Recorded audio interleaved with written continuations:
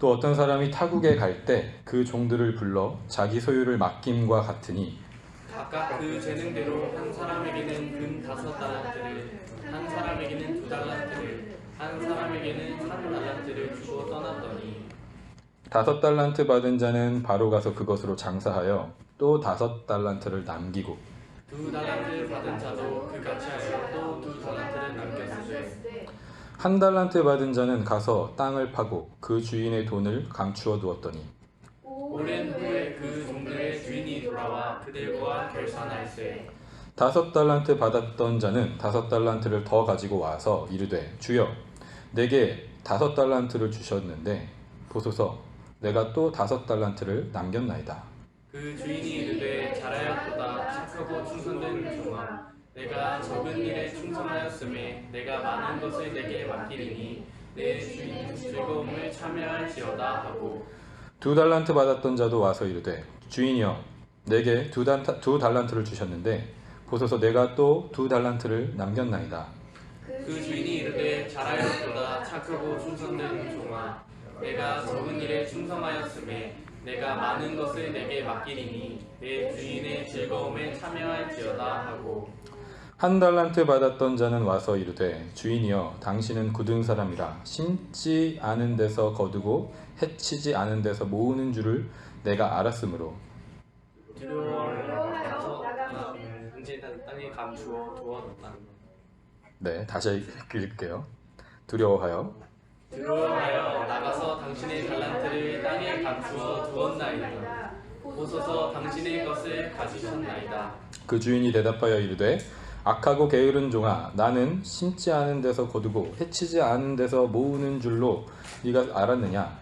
그러면 내가 마땅히 내 돈을 취리하는 자들에게나 맡겼다가 내가 돌아와서 내 원금과 인자를 받게 하였을 것이니라 하고 그에게서 그 1달란트를 빼앗아 10달란트 가진 자에게 주라. 물은 있는 자는 받아 풍족하게 되고 없는 자는 돌리는 것까지 빼앗기리라. 이 무익한 종을 다 같이 읽겠습니다. 이 무익한 종을 바깥 어두운 데로 내쫓으라. 거기서 슬피 울며 이를 갈리라 하니라. 아멘. 아멘. 착하고 충성된 종이라는 제목으로 같이 하나님 말씀 나누겠습니다. 본문으로 들어가기 전에 제가 오늘 교회 와서 준비하면서 어떤 인사이트가 하나 있었었는데 화찬이랑 대화를 하면서 그냥 일상적인 대화를 했어요. 어떻게 지냈고 뭐 이런 얘기를 하다가 이제 화찬이가 이제 컴퓨터를 구입할 예정이라는 얘기를 했었거든요. 그래서 제가 컴퓨터는 잘 샀니?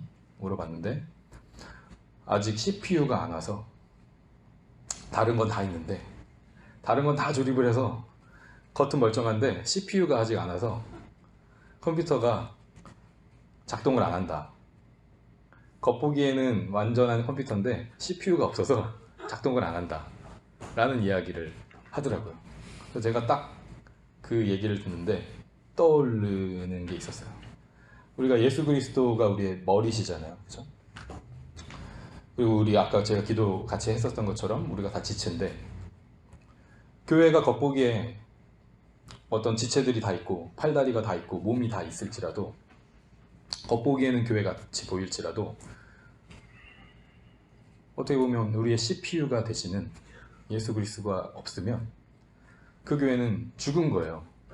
안 움직이는 거예요. 아무짝에 쓸모가 없는 상태인 거잖아요. 지금 이 컴퓨터의 상태는 여러 돈이 정말 많이 투자한 나머지 부품들은 다 있는데 아무 기능을 할 수 없는, 물론 그 되팔아서 돈을 더 이제 다시 이제 보상받을 수는 있겠죠. 하지만 컴퓨터의 원래의 그 기능은 할 수 없는 상태에 있는 거잖아요. 그렇죠? 마찬가지로 우리가 오늘 또 다시 한번 우리가 교회로 모였는데 우리의 머리 되시는 그리스도가 저와 여러분의 삶 가운데 머리가 되시기를 소망해요. 우리가 말씀 앞에 모였잖아요. 그러니까 여러 가지 우리의 삶 속에 화찬이가 얘기한 것이 또 우리가 이렇게 같이 나누고 생각할 수 있는 부분으로 하나님께서 주셨잖아요. 그러니까 날마다 우리가 이런 부분들을 생각하면서 우리의 삶 속에서 일어나는 여러 가지 일들을 통해서 내가 누구고 예수 그리스도가 나에게 어떤 분이고 라는 부분을 계속해서 우리가 묵상하면서 살아가는 저와 여러분의 삶이 되었으면 좋겠습니다. 오늘 본문 말씀은 여러분 정말 너무 잘 아시는 말씀이잖아요. 그렇죠? 달란트 비유. 이 달란트 비유가 있어서 저와 여러분이 어릴 때 이제 교회를 다니셨던 분들은 달란트 시장을 한 거예요. 그죠? 매주마다 달란트를 모아서 그 달란트를 모은 달란트를 가지고 교회에서 여러 가지 선물들을 깔아놓고 성경 암송도 막 하고 교회에서 선생님 시키는 대로 막 말 잘 듣고 하면 달란트를 받고 나오면 교회 예배하러 나오면 또 달란트를 받고 착한 일 하면 또 달란트 받고 그렇게 하면서 우리가 어떻게 보면 친숙하게 이 비유의 이야기를 어릴 때부터 교회를 오래 다녔었던 경우에는 잘 알고 있는 본문이에요. 그런데 제가 이번 주에 이 말씀을 다시 한번 이렇게 묵상을 해야겠다라는 그런 마음이 있어서 계속 묵상을 했어요. 왜 그런 마음이 들었냐면 이 이야기가 어떻게 보면 우리가 신앙생활을 할 때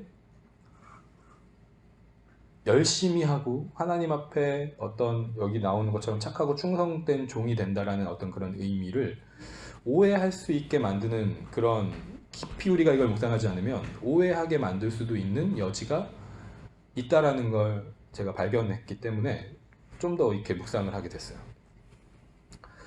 오늘 이 말씀을 나누면서 정말 우리가 착하고 충성된 종이다라는 게 어떤 의미인지 예수님께서 우리에게 말씀하신 부분이 어떤 부분인지 우리가 같이 깨닫고 마음 가운데 새기는 시간이 됐으면 좋겠어요.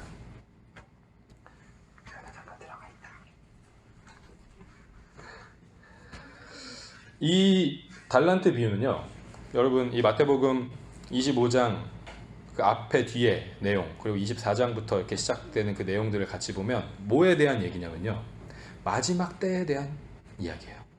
마지막 때. 이 마지막 때라는 건 뭐냐면 예수 그리스도께서 재림하시는 때를 얘기해요. 예수 그리스도께서 다시 오실 것을 예언하셨잖아요. 말씀하시고 승천하셨잖아요. 그러니까 그 마지막 때, 예수님께서 재림하실 때, 우리는 지금 이미 마지막 때를 살아가고 있는데 그 마지막 때는 언제 끝나냐면 예수님께서 다시 오실 때 끝나는 거예요. 그러니까 그 끝나는 때에 대한 이야기인데, 자, 그러면 예수님께서 재림하시는 그때는 어떤 때를 의미하는 거냐면 천국의 완성이 이루어지는 때를 의미하는 거잖아요. 그렇죠? 이 세상의 모든 하나님의 창조물들이 새하늘과 새 땅에서 새로운 피조물이 되어서 예수님의 그 마지막 심판의 때에 심판을 받고 완전한 하나님의 나라, 그 천국이 완성되는 때예요. 근데 이 예수님의 재림이 있기 이전의 천국이 어디냐면 교회인 거예요. 그죠? 우리가 얘기할 때 이 교회가 하나님의 나라인데 이 하나님의 나라, 교회가 수행하는 그 하나님의 나라의 역할은 이미 임한 하나님의 나라이지만 아직 완전하진 않은 상태라 그랬잖아요. 그죠? 우리가 여전히 죄인으로서 죄인이면서 의인으로 살아가는 그런 사람들의 모임이기 때문에 이미 하나님의 나라가 임했지만 아직 완전하게 이루어지진 않은 상태가 교회라 그랬잖아요. 근데 그 상태가 완전히 완성되는 때가 마지막 때인 거예요. 그 천국이 완성되는 때인 거예요. 일단 이 부분을 우리가 이해를 하고 이 본문을 들어가야 된다고 생각해요. 그래서 이 본문은요, 예수 그리스도께서 재림하셔서 하나님 나라를 완성하실 때의 모습을 비유하고 있는 거예요. 근데 이 이야기를 이제 우리가 이 비유의 이야기를 보면 등장하는 그 캐릭터들이 있는데 여기 14절에 또 어떤 사람이 라고 해요. 어떤 사람이. 근데 이 어떤 사람은 누구냐면 19절에 보니까 주인이에요. 주인. 이 어떤 사람은 주인이에요. 그러니까 이 주인은 누구냐? 예수 그리스도시죠. 그죠? 근데 이 어떤 사람, 이 주인이 어떻게 했냐면 타국에 갔대요. 타국으로 떠났대요. 타국으로 떠났다는 건 예수님이 승천하셨다는 거예요. 그렇죠? 예수님이 승천하셨다는 거예요. 그리고 승천을 하시면서 어떻게 하셨냐면 그 종들을 불러서, 여기서 이 종들은 누구냐면 예수님의 제자들, 예수님을 따르는 자들, 교회들, 성도들, 그리스도인들이겠죠. 그렇죠? 그 자들에게 자신의 소유를 맡김과 같대요. 자, 일단 여기서 주인과 종이라는 표현이 나오죠. 그러니까 우리가 예수 그리스도와 우리와의 관계를 표현하는 여러 가지 그 것 중에 우리의 왕이시고, 하나님은 우리의 왕이시고 우리는 하나님의 백성이다. 그죠? 하나님은 우리의 아버지시고 우리는 그분의 자녀다. 그리고 예수 그리스도가 우리 머리고 우리는 그분의 지체다. 예수 그리스도가 우리의 신랑이고 우리는 그분의 신부다. 뭐 여러 가지 그런 비유들이 있잖아요. 그런데 그 중에서도 오늘 이 말씀에 나오는 하나님은 우리의 주인이시고 예수 그리스도는 우리의 주인이시고 우리는 그분의 종이다 라는 표현도 있어요. 그죠? 그런데 사실 특별히 이 현대인들에게 주인과 종의 관계, 약간 좀 그렇게 막 기쁘게 다가오는 그런 표현이 아니기도 하잖아요. 그죠? 약간 부담스러운 표현이기도 하고, 아, 내가 왜 종이야? 라는 어떤 그런 약간 부정적인 그런 뉘앙스를 느낄 때가 있단 말이에요. 그런데 성경에서 하나님이 우리의 주인이고 우리가 그분의 종이라는 말의 의미가 뭔지를 우리가 알면 이 부분이 절대 부정적인 어떤 의미가 아니라는 걸 깨달을 수가 있어요. 주인과 종의 관계를 얘기할 때 예수 그리스도가 우리의 주인이 되고 우리가 예수 그리스도의 종이 되었다라는 말의 뜻이 원래 자유의 몸이었었던 우리가 크리스천이 됨으로써 종이 됐다라는 말이 아니라는 거예요.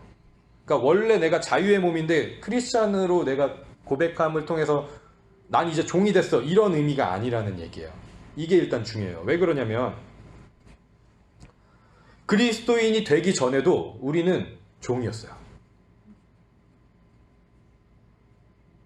인간은 철학적인 어떤 그런 개념에서도 얘기하는 부분인데, 인간은 반드시 무언가를 숭배하고 숭상하는 존재로 이 땅을 살아간다고 얘기해요.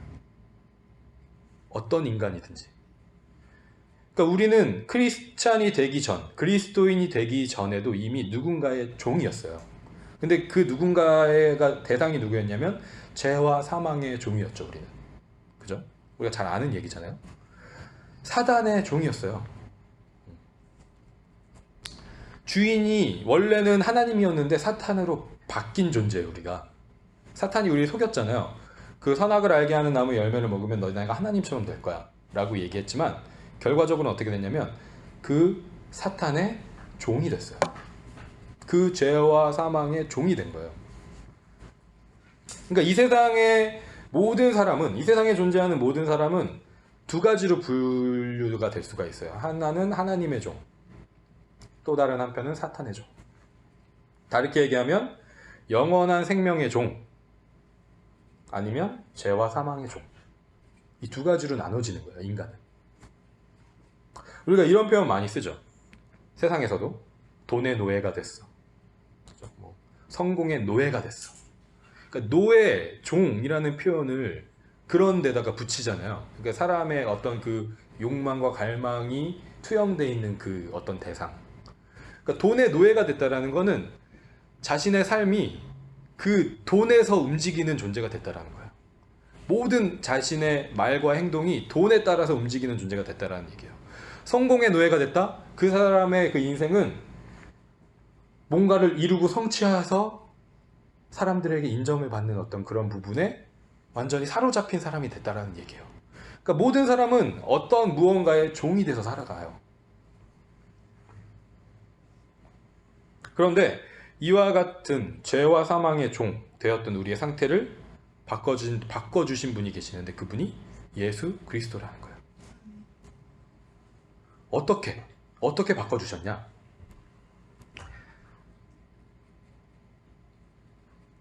종의 주인이 바뀌는 방법은 딱 하나밖에 없어요. 다른 주인이 그 종을 대가를 지불하고 사는 것밖에 없어요. 그죠? 종의 신분이 바뀌는 게 아니라 종의 주인이 바뀌는 어떤 그런 방법은 다른 주인이 대가를 지불하고 그 종을 사는 것밖에 없단 말이에요. 성경에서 예수 그리스도께서 우리를 어떻게 사셨는가를 증언하고 있는 구절들이 있는데, 사도행전 20장 28절에 보면 하나님이 자기 피로 사신 교회라는 표현이 나와요. 하나님이 자기 피로 교회를 사셨대요. 왜 이렇게 표현을 하는 거냐면, 원래 죄와 사망의 종이었는데 예수 그리스도의 그 피를 값을 치르고 그 종을 사서 자기의 종으로 만들었다는 얘기예요. 고린도전서 7장 23절에는 이런 구절이 있습니다. 너희는 값으로 사신 것이니 사람들의 종이 되지 말라. 너네는 예수 그리스도의 피값으로 산 존재이기 때문에 이 세상의 다른 사람들의 종이 되지 말아라. 예수 그리스도의 종이 되라 라고 말씀하시는 거예요. 우리가 또 다른 한 측면에서 좀 더 긍정적인 어떤 그런 의미에서 이 부분을 한번 생각해 본다면 그런 말이 있어요, 여러분. 사랑의 노예라는 말이 있어요. 사랑의 노예. 누군가가 사랑에 빠지면, 누군가가 어떤 누군가와 사랑에 빠지면 이런 시적인 표현을 해요. 아, 나는 사랑의 노예가 됐어. 사랑을 해보신 분들은 다 아실 거예요. 아닌가요? 여러분 다 사랑해보셨잖아요. 그렇죠? 사랑에 빠지면 자신을 기꺼이 난 사랑의 노예가 됐어 라고 표현을 해요. 제가 예전에도 몇 번 예를 들었었던 것 같은데, 뭐 좀 올드한 가수라서 잘 모르실 수도 있지만 김종서라는 가수가 있어요. 근데 이 김종서라는 가수의 대표적인 노래가 있는데 아름다운 구속이라는 게 있어요. 여러분, 구속은 아름다운 게 아니잖아요. 구속은 사로잡히는 거예요. 뭔가 잘못해서 감옥에 갇혔을 때 구속이라는 단어를 쓰잖아요. 근데 아름다운 구속이래요. 그 아름다운 구속, 왜 그게 아름답냐면 사랑하는 사람에게 구속됐기 때문에 아름다운 거예요.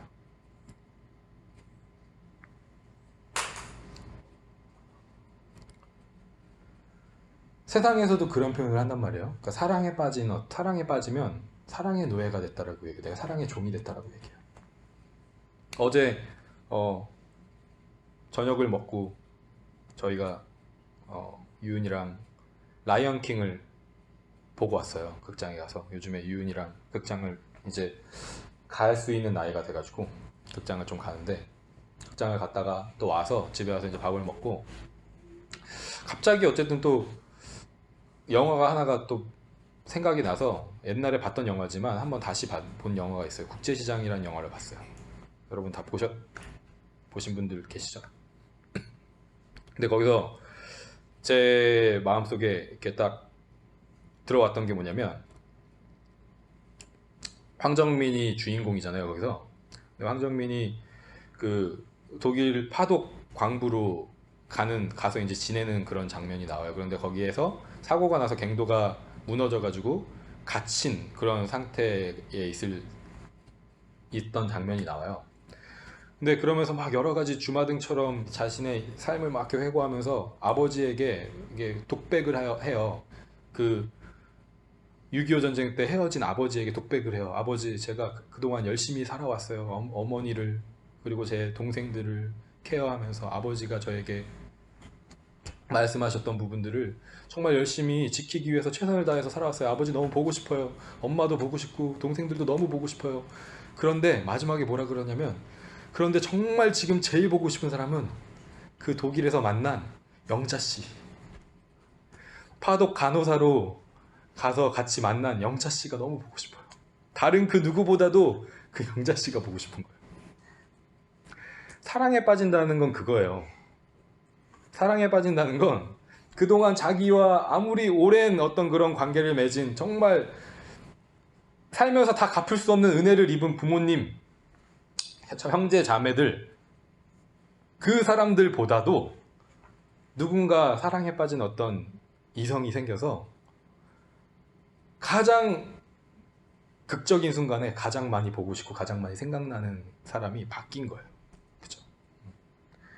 제가 전에 저희가 그리스도와 교회라는 어떤 그런 제목으로 말씀 나눌 때도 그런 얘기 했었죠. 부부관계가 하나님께서 말씀하실 때 남자가 부모를 떠나 여자와 한 몸을 이룬다라는 어떤 그런 성경 말씀이 있잖아요. 그 가운데 부모를 떠났다는 거는 사랑의 대상이 완전히 바뀌었다라는 거예요. 예수 그리스도가 이 땅에 오시는 우리를 너무 사랑하셔서 예수 그리스도가 이 땅에 오신 것을 의미하는 것 같은. 그러니까 이 사랑이라는 거는 자신을 누군가에게 올인하게 만드는, 어떤 대상에게 완전히 붙잡히게 되는 그런 상태로 만드는 힘이 있다라는 거예요, 이 사랑에. 그래서 우리가 사랑의 노예라는 말을 써요. 그렇기 때문에 우리가 종이 됐다, 예수 그리스도의 종이 됐다라는 말은 절대 부정적인 의미가 아니에요. 죄와 사망의 종이었었던 우리가 영원한 생명의 소유를 가진, 영원한 생명을 가진 존재, 예수 그리스도의 종이 됐다라는 걸 의미해요. 그리고 그분과 내가 그 어떤 것과도 바꿀 수 없는 사랑의 관계 가운데 있다라는 걸 의미합니다. 이게 복음이잖아요, 그렇죠?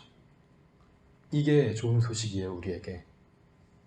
그 모든 사람에게 적용될 수 있는 좋은 소식인 거예요. 저와 여러분이 예수 그리스도의 종이 됐다라는 그 선언이 진정으로 기쁜 소식, 좋은 소식, 은혜의 그 소식으로 누려지는 우리의 삶이 되기를 간절히 소망합니다. 그 관계에 있는 우리에게 예수님이, 주인 되신 예수님이 자기 소유를 맡겼대요. 그죠? 자기 소유를 맡겼대요. 여기서 소유는 우리가 무엇으로 생각을 할 수가 있냐면 천국과 관련이 있는 것으로 생각할 수밖에 없어요. 주인의 소유가 뭐겠어요? 예수 그리스도가 주인이시라면 그분의 소유가 뭐겠습니까? 하나님의 나라잖아요. 그렇죠? 마태복음 13장 44절에 유명한 말씀이 있죠. 천국은 마치 밭에 감추인 보화와 같으니 사람이 이를 발견한 후 숨겨두고 기뻐하며 돌아가서 자기의 소유를 다 팔아 그 밭을 사느니라. 천국은 자기 소유의 전부와 같은, 자기의 가진 전부와 같은 그 값을 치러야만 얻을 수 있는 게 천국이라는 거예요. 예수님께서 또 이런 말씀을 하세요. 마태복음 19장 21절에 예수께서 이르시되 네가 운전하고자 할진대 가서 네 소유를 팔아 가난한 자들에게 주라. 그리하면 하늘에서 보화가 내게 있으리라. 그리고 와서 나를 따르라 하시니. 실제로 사도행전의 초대교회에서 이런 일들이 있었죠. 그렇죠? 사도행전 2장에 보면 재산과 소유를 팔아 각 사람의 필요에 따라 나눠줬다. 이 소유라는 부분은 천국과 연결이 되는 거예요.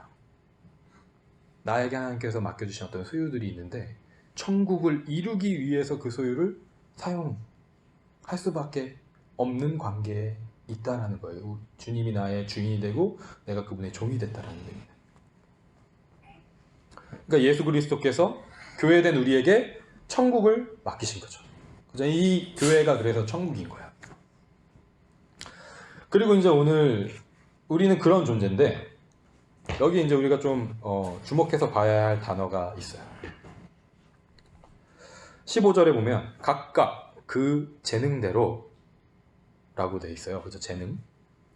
재능대로라고 돼 있는데 재능, 영어에서는 ability라고 번역을 했어요. 한국말로는 재능. 근데 이 재능 이렇게 하면 뭔가 나에게 있는 뭔가 우리가 잘하는 거, 그죠? 이런 걸 얘기하잖아요. 그래서 우리가 탤런트를 얘기할 때도 저 사람은 어떤 탤런트가 있어. 저 사람은 노래를 잘해. 저 사람은 어떤 공부를 잘해. 머리가 좋아. 저 사람은 뭐 탁월한 게 언변에 탁월해. 뭐 이런 그런 것들을 생각하잖아요. 그렇죠? 그런데 이 재능이라고 지금 번역된 이 단어가 중요한 이유가 있어요. 이 재능이란 단어는 어떤 뜻이 있는 단어냐면 더 정확하게는 능력이에요. 능력. 예전에도 제가 몇 번 이 단어에 대해서 말씀을 드렸던 적이 있어요. 그리스어 자체로는 두나미스라는 단어예요. 두나미스라는 단어인데 이 두나미스라는 단어는 나중에 다이너마이트라는 그 이 폭탄 있잖아요. 그죠? 그 폭탄의 이름이 붙일 때 쓰였던 그 단어예요. 그러니까 이 두나미스라는 단어 마치 다이너마이트 같은 어떤 그런 힘을 가진 어떤 그런 건데 이 단어가 무엇과 항상 연결돼서 쓰이냐면 예수님의 기적, 예수님의 복음들과 연결되어서 쓰이는 거예요. 가장 대표적인 구절이 있어요. 여러분 너무 다 잘 아시는 로마서 1장 16절에 보면 내가 복음을 부끄러워하지 아니하노니 이 복음은 모든 믿는 자에게 구원을 주시는 하나님의 능력이 됨이라. 여기에 이 능력이 오늘 이 본문에 나오는 재능이에요. 그러니까 사람에게 예수 그리스도의 종된 저와 여러분에게 재능이 있다라고 얘기하는 거는요. 그냥 이 세상에서 얘기하는 어떤 그런 ability, 특별한 다른 사람보다 내가 좀 더 뛰어난 어떤 그런 재능들만을 얘기하는 게 아니에요. 본질적으로 무엇을 얘기하는 거냐면 예수 그리스도가 나의 주인이 되고 내가 그분의 종이 됨으로 인하여서 자연스럽게 공유하게 되는 내 것이 되는 그 복음의 능력, 말씀의 능력, 예수 그리스도의 그 기적, 눈먼 자를 눈뜨게 하고 듣지 못하던 자를 듣게 하고 병을 고치고 사단의 귀신을 떠나게 하는 그 능력 있잖아요. 그래서 하나님의 나라를 보게 하는 그 능력인 거예요. 그 본질적인 의미 가운데 저와 여러분에게 있는 그 재능들 있죠. 우리가 이 세상에서 얘기하는 재능들 있잖아요. 나에게는 다른 사람들보다 조금 어떤 그런 재능이 있어. 아까 얘기했었던 여러 가지 그런 재능들. 그런 것들을 원래 그 복음의 능력의 목적에 맞게 사용하면 되는 거예요. 그죠? 하나님의 나라를 볼 수 있도록 그 복음이 흘러가는 통로가 되도록. 그런데 우리가 이 본문을 읽을 때 자꾸 어떻게만 생각하냐면 이 본질적인 부분을 제쳐놓고 나에게 어떠한 능력이 있지? 나에겐 어떠한 재능이 있지? 라는 부분에만 자꾸 집중하는 거예요. 그래서 자꾸 그런 것들을 찾으라 그래요, 사람들이. 여러분이 다른 사람들보다 탁월한 게 뭡니까? 여러분이 잘할 수 있는 게 뭡니까? 여러분이 정말 기쁘게 즐겁게 하면서 잘할 수 있는 게 뭡니까? 이런 걸 자꾸 찾으라 그래요. 물론 찾아야죠. 그런데 그것보다 더 앞서서 있어야 될 부분은 뭐냐면 우리 모두에게는 이 복음의 능력을 이미 하나님이 주셨다는 거예요. 내가 그걸 어떻게 발현을 하느냐에 이제 차이가 있을 뿐이지 저와 여러분에게는 그 복음의 능력이 이미 다 있다라는 얘기예요. 이 부분을 여러분 믿으시기를 소망합니다. 여러분이 어떠한 자리에 있든지 간에 어떤 일을 하든지 간에 그 복음의 능력이 이미 우리 안에 있다라는 거예요. 나를 변화시킨, 나를 하나님의 나라를 볼 수 있는 존재로 만든, 나를 예수 그리스도를 주인으로 고백하고 내가 그분의 종입니다라고 고백하게 만든 그 복음의 능력이 우리에게 이미 있다라는 거예요. 제가 여러분 이번 주에 계속 로렌스 형제에 대해서 글을 여러분 계속 나눴잖아요. 이분은 세상적인 어떤 그 기준으로 봤을 때는 특별한 어떤 성과를 이루거나 뭐 이런 건 없어요. 그쵸? 그런데 이분의 그 아주 단순하면서도 어떻게 보면 아무것도 아닌 것 같은 그 소소한 일상 속에서 복음의 능력이 나타난 거예요. 이 사람한테는. 왜냐면 그 복음의 능력이 그 안에 있으니까. 다만 그 영역이 하나님께서 나에게 이 영역을 맡겨주셨구나 라는 그 믿음 가운데 그냥 산 거예요. 그걸 감추지 않고 그 복음의 능력이 나타나도록. 그래서 모두가 이 복음의 능력을 가졌어요. 예수 그리스도를 주인으로 고백하고 나가 예수 그리스도의 종입니다라고 고백하는 순간부터. 근데 그 각각의 사람들에게 그 하나님 나라의 그 소유를 차등하게 분배하셨잖아요. 그죠? 5달란트 어떤 사람한테 2달란트 어떤 사람한테 1달란트를 분배하셨어요. 근데 여러분 이 부분에 있어서도 우리가 이거를 어떤 우월함과 열등함의 그런 관계 가운데 이게 차등이 됐다라고 생각해서는 안 된다는 거예요. 여러분 이 세상에는 어떤 사람은 좀 똑똑하게 태어나요. 그렇죠? 어떤 사람은 조금 덜 똑똑하게 태어나요. 그리고 어떤 사람은 정말 지적 장애를 가지고 태어나거나 하는 경우가 있어요. 그렇죠? 그리고 아니면 신체적인 장애를 가지고 태어난 사람들이 있어요. 여러분 하나님의 나라의 관점에서 봤을 때 그 각각의 한 영혼들이 우월하고 열등하고의 관계가 아니라는 거. 모두가 하나님께서 창조하신 아름다운 피조물이고 하나님의 백성이고 하나님의 자녀라는 것. 그분의 종이라는 것. 그건 동일하다는 거예요. 그런데 각각의 이 땅에서의 그 어떤 지능 그리고 신체적인 조건 이런 것들에 따라서 맡겨주시는 분량들이 있는 거예요. 맡겨주시는 분량들이 있는 거예요. 근데 이 세상에서는 자꾸 그 분량이 많으면 더 큰 사람, 그 분량이 적으면 작은 사람 이라는 논리로 판단하잖아요. 그렇죠? 근데 그게 아니라는 거예요. 5달란트 받은 자나 2달란트 받은 자나 똑같았어요. 그렇죠? 단지 달랐던 한 사람이 있는데 1달란트 받았던 사람이 있어요. 그렇죠? 이 1달란트 받았던 사람이 했던 건 뭐냐면 감춰놨어요. 다른 사람들은 그 받은 걸 가지고 장사를 했대요. 근데 이 장사라는 거는 이게 이제 문맥상 장사라고 얘기를 한 거지만 더 정확하게 얘기하면 일했다는 거예요. 그걸 가지고 일을 했어요. 하나님의 나라를 위해서 일을 했어요. 그런데 1달란트 받은 사람은 이걸 감춰놨어요. 그죠?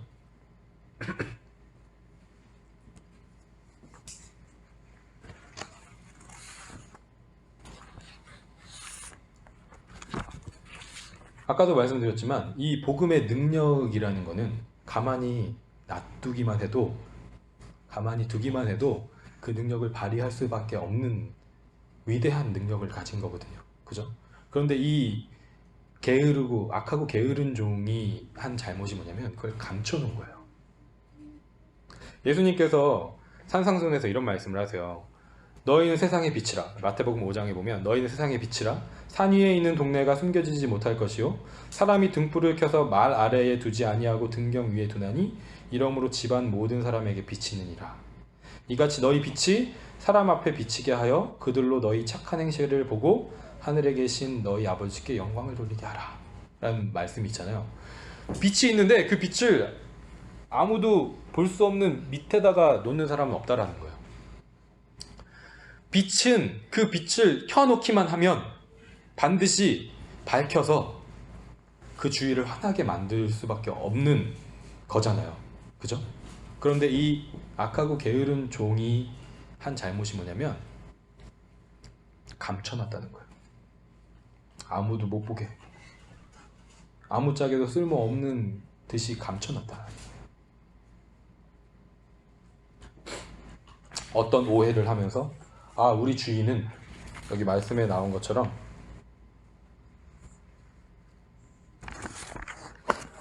당신은 굳은 사람이라 심지 않은 데서 거두고 해치지 않은 데서 모으는 줄을 내가 알았으므로. 이 얘기는 복음의 능력 자체를 부정한 거예요. 그죠? 심지 않은 데서 거두고 해치지 않은 데서 모으는 줄을 내가 알았다. 심으면 반드시 열매가 맺혀지고 그죠? 거두게 되는 건데 그걸 믿지를 않은 거예요. 우리 주인은 굳은 사람이야. 이 아무짝에도 쓸모없는 것 같은 그걸 나한테 줬어.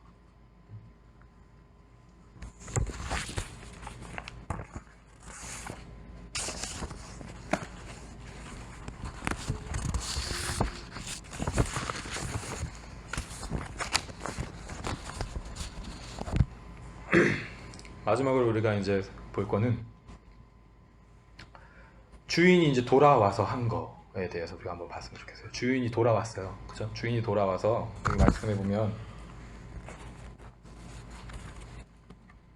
19절에 보니까 오랜 후에 그 종들의 주인이 돌아와 그들과 결산할세 라고 되어 있죠. 결산했대요.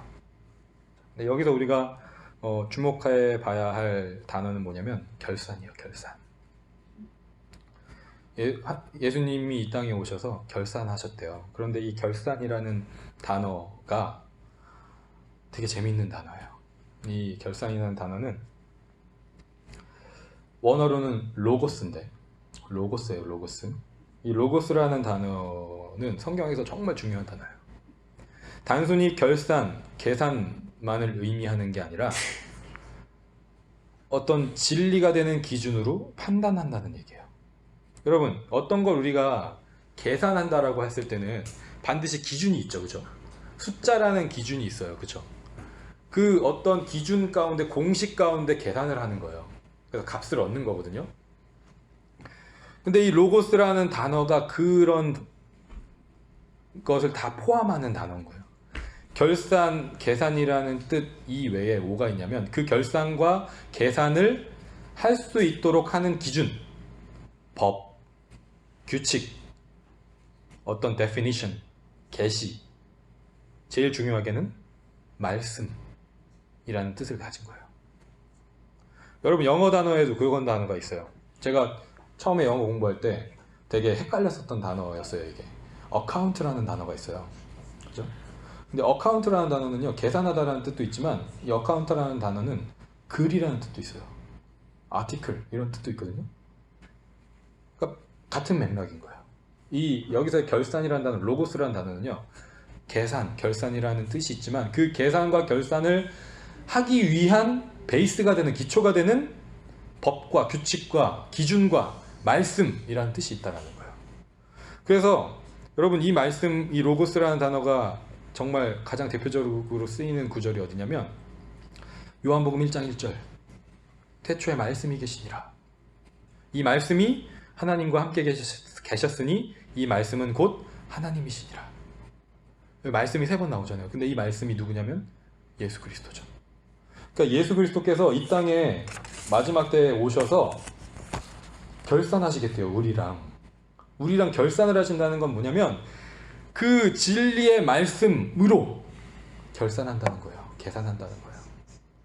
단순히 어떤 이 세상의 경제적인 논리로 너 5개를 줬는데 그 5개를 남겼어, 어떤 그런 기준으로 하시겠다라는 게 아니라 말씀이신 그 예수 그리스도, 그분 자체로 그 말씀에 비춰서 일했는지. 아까 우리 영상에서도 그 목사님께서 말씀하셨잖아요. 그죠? 너 몇 명 목회하다 왔어가 중요한 게 아니라 하나님께서 법대로 경주했냐. 이 법이 로고스, 예수 그리스도예요. 그 기준으로 판단하시겠다라는 거예요. 그러니까 저와 여러분이 이 땅을 살아갈 때 하나님의 백성으로, 예수 그리스도의 종으로 살아가면서 결국은 그 마지막 때에 예수님이 다시 오실 때 우리가 하나님 앞에 드릴 수 있는 부분은 뭐냐면 어떤 눈에 보이는 찬란한 것 같은, 사람들이 막 우러러 보는 것 같은 그런 부분이 아니라 저와 여러분의 마음의 그 중심 가운데 정말 그 예수 그리스도의 그 말씀대로, 그 로고스대로 이 땅을 살아가면서 열매를 맺어 나갔느냐, 하나님의 나를 이뤄갔느냐 라는 부분이라는 거예요.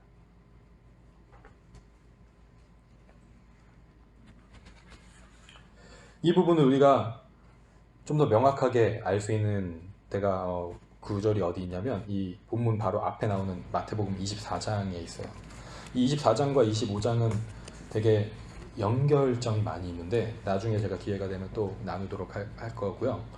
24장 45절부터 47절에 이런 말씀이 있어요. 예수님이 말씀하실 때 뭐라고 말씀하시냐면 충성되고 지혜 있는 종이 되어 주인에게 그 집 사람들을 맡아 때를 따라 양식을 나눠줄 자가 누구냐?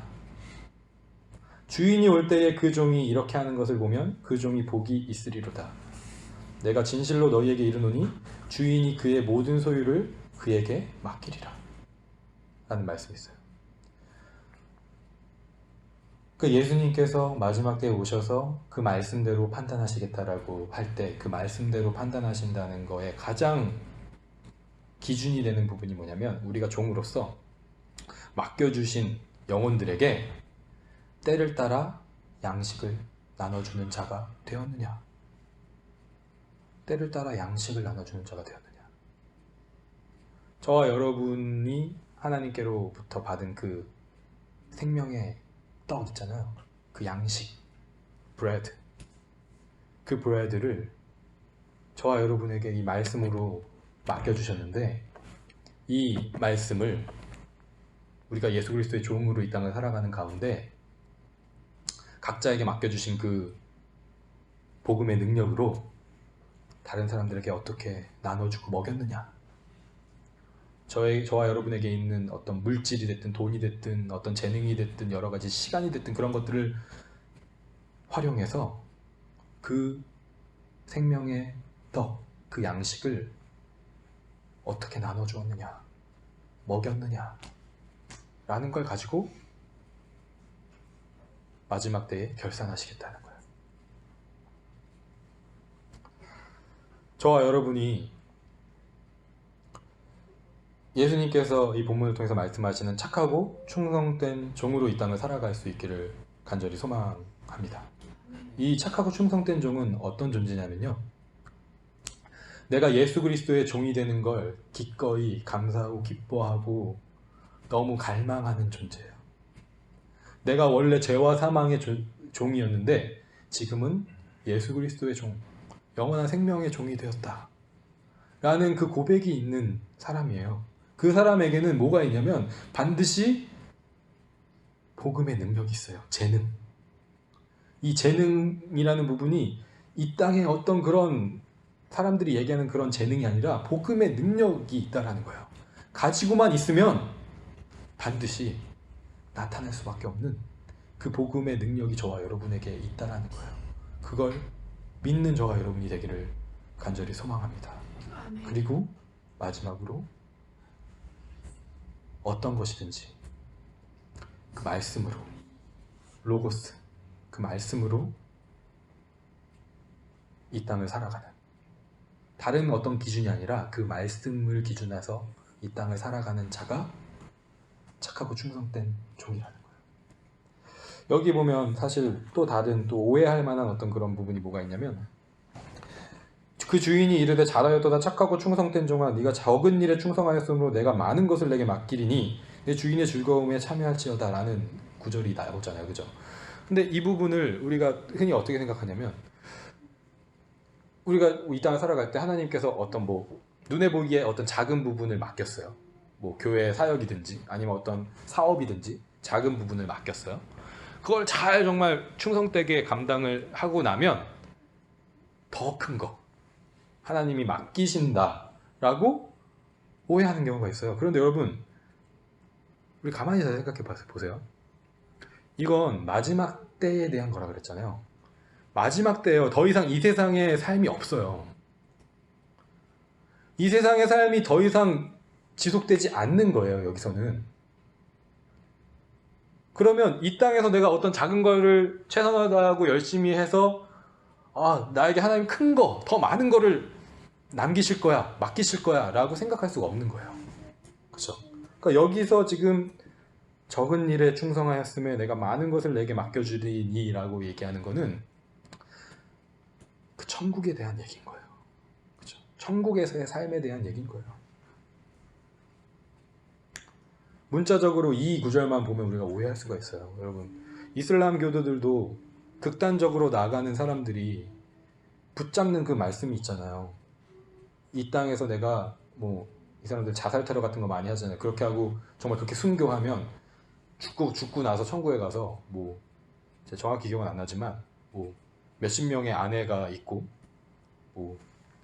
좋은 집이 있고 그렇게 받아들이거든요. 근데 마찬가지로 우리 크리스천들도 이 말씀을 우리가 받아들일 때 이 땅에 갇혀서 이걸 바라보는 거예요.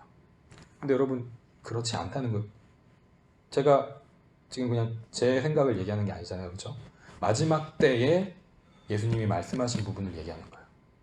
그렇다면 이건 절대로 이 땅에서 내가 작은 거에 열심히 하고 충성했을 때 눈에 보기에 더 큰 걸 하나님 나에게 맡기신다라고 받아들일 수가 없는 말씀이거든요. 그러니까 착하고 충성된 종이라는 이 부분이 우리에게 정말 올바로 깨달아져서 내가 정말 예수 그리스도의 종으로 살아간다는 그 의미가 무엇인지, 이 말씀의 선언처럼 우리가 살아갈 수 있는 저와 여러분의 삶이 그 천국의 능력, 복음의 능력을 이 땅 가운데 나타내면서 살아가는 저와 여러분의 삶이 되기를 간절히 소망합니다.